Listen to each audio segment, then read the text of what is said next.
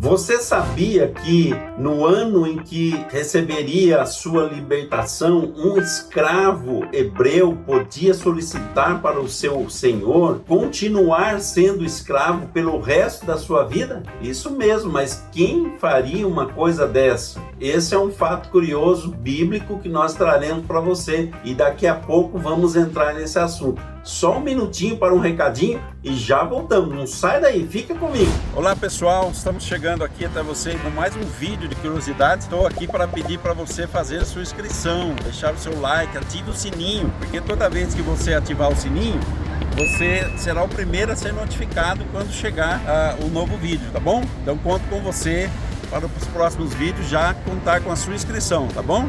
Vamos para o assunto então.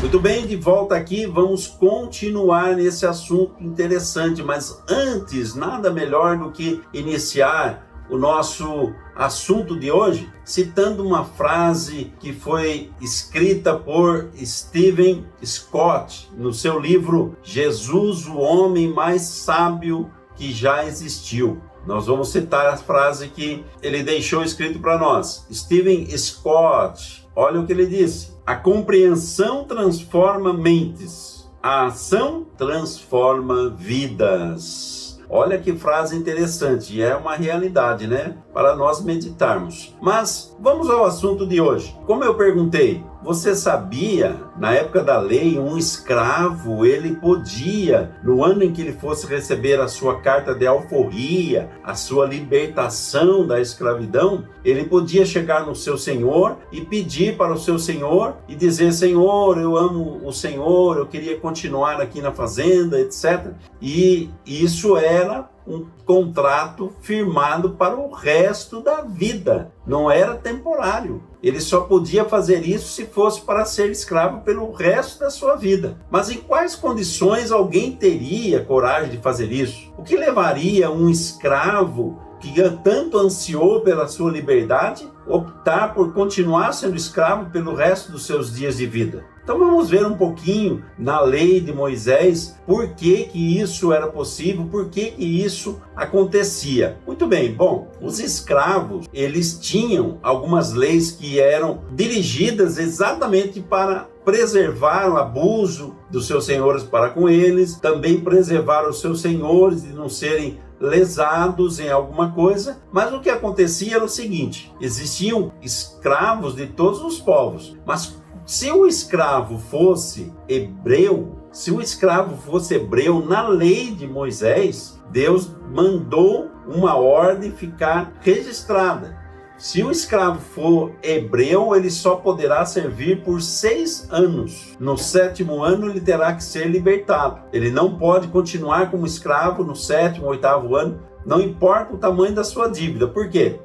Na maioria das vezes, os hebreus se tornavam escravos uns dos outros para o pagamento de dívidas. Eles contraíam dívidas, iam emprestando dinheiro, iam amontoando dívidas sobre dívidas até o ponto que não conseguia pagar mais. E na lei, ele teria que ser entregue para servir como escravo para pagar a dívida que ele tinha com seu senhor. Mas não importa o valor da dívida, um escravo hebreu não podia servir por mais de 6 anos. Então nós vamos ver por que um escravo teria essa opção. Depois de trabalhar 6 anos, ao ser libertado, ele preferia continuar sendo escravo e não temporário, pelo resto da sua vida. Funcionava assim, na lei de Moisés. Se a pessoa começou a servir como escravo, se ele chegou solteiro, após 6 anos, no 7º ano, ele sendo hebreu, ele tem direito de ser libertado. Então, se ele chegou solteiro, ele sai solteiro. Se ele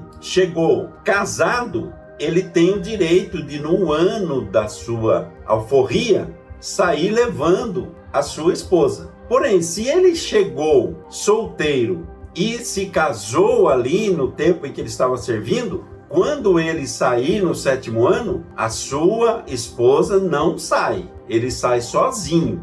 A sua esposa pertence ao seu senhor como escrava. Se ele chegou solteiro, casou-se no período que servia e teve filhos, além de ele sair sozinho, deixando a esposa, tem que deixar também os filhos, porque os filhos pertenciam ao Senhor. Todo filho que nascia no período de escravidão pertencia ao senhor deles. Na nossa lei brasileira, antes da libertação dos escravos, e também em outros países aconteceu coisa semelhante, foi elaborada uma lei, foi assinada uma lei cujo nome era Lei do Ventre Livre. Isso mesmo, depois de muitos séculos de escravidão, chegou essa lei para ajudar um pouco os escravos. A Lei do Ventre Livre, o que era isso? Era a lei que garantia que o filho que nasceu no cativeiro, ao completar uma determinada idade na época, ele era livre, ele não era escravo. Embora os pais fossem escravos, ele nascia livre. Mas entre os hebreus, essa lei do ventre livre não existia. O filho nascido, ou filhos e filhas nascidos no período da escravidão, pertenciam ao seu senhor. Então, quando completava 6 anos em que o escravo poderia ser liberto pela lei, o seu senhor teria que dar liberdade para ele, como ele ia fazer? Ele era casado já, tinha conhecido uma mulher, se apaixonado e tiveram filhos, constituiu uma família ali no período de servidão, e agora ele sairia livre, sozinho, deixando a esposa e filhos. Então, nesse caso, o que ele podia fazer? Por amor à sua esposa, a seus filhos, a família que agora ele tinha adquirido, ele poderia chegar até o seu senhor e solicitar que, ao invés dele lhe dar a carta de alforria, ele se oferecia para ser escravo pelo resto da sua vida, por amor à sua esposa e filhos que eram escravos ainda. Quando isso acontecia, o seu senhor não podia simplesmente dizer, verbalmente dizendo, tá tudo bem, então ok, continua trabalhando aí, beleza. Não podia ser feito assim. Não podia ser algo informal assim, tratado verbalmente. O seu senhor pegava aquele escravo, levava até os juízes da época, as autoridades da lei, onde ia tratar das leis trabalhistas na época, dos direitos do seu senhor, dos direitos dos escravos, apresentava a situação, o escravo voluntariamente se manifestava no desejo de continuar servindo. Então, o que os juízes faziam? Eles pegavam aquele escravo, depois de verificar que era de livre e espontânea vontade, que ele queria continuar sendo escravo, levava ele até um local onde lhe furava as orelhas. Ele furava as orelhas dele. Ele tinha a orelha furada. Todos que viam aquele escravo com a orelha furada, sabia que aquele escravo era um escravo que podia ter sido e vivido livre, mas ele optou por livre e espontânea vontade ser um escravo. Quem olhasse na orelha dele já sabia que ele era um escravo voluntário. Ele não podia nunca mais ser liberto, nem pedir a sua alforria, nem comprar a sua liberdade. Ele assinou um documento furando as orelhas que ele vai continuar sendo escravo pelo resto da sua vida. Isso ele fazia por quê? Porque por amor à sua família, que ele constituiu ali durante o período de cativeiro. Se ele, depois de 6 anos de servidão, ele não tivesse casado, não tivesse se envolvido no matrimônio com alguém, ele saía livre.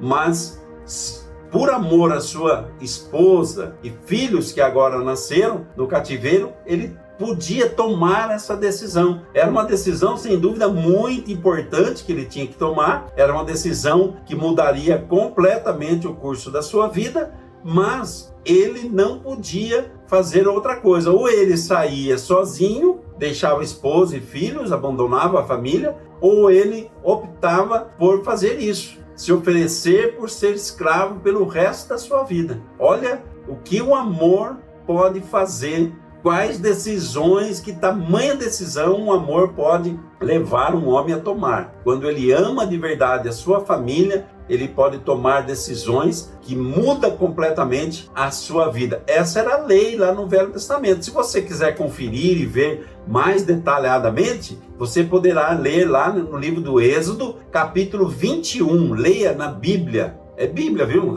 Aqui é só a Bíblia que a gente traz para vocês. Êxodo, capítulo 21. Você vai ver os detalhes de tudo isso que eu estou falando e a confirmação de tudo isso que eu estou falando. Quero agradecer você mais uma vez por ter estado comigo em mais uma curiosidade da Bíblia, mais de 1000 curiosidades da Bíblia. Tem essa proposta: descortinar a Bíblia para você, simplificar, descomplicar. Tem gente complicando muito a vida dos outros aí, trazendo interpretações difíceis e teológicas de maneira que poucos compreendem, mas aqui você vai entender tudo direitinho e tudo está apoiado pela Bíblia. Muito obrigado por estar comigo nesse vídeo.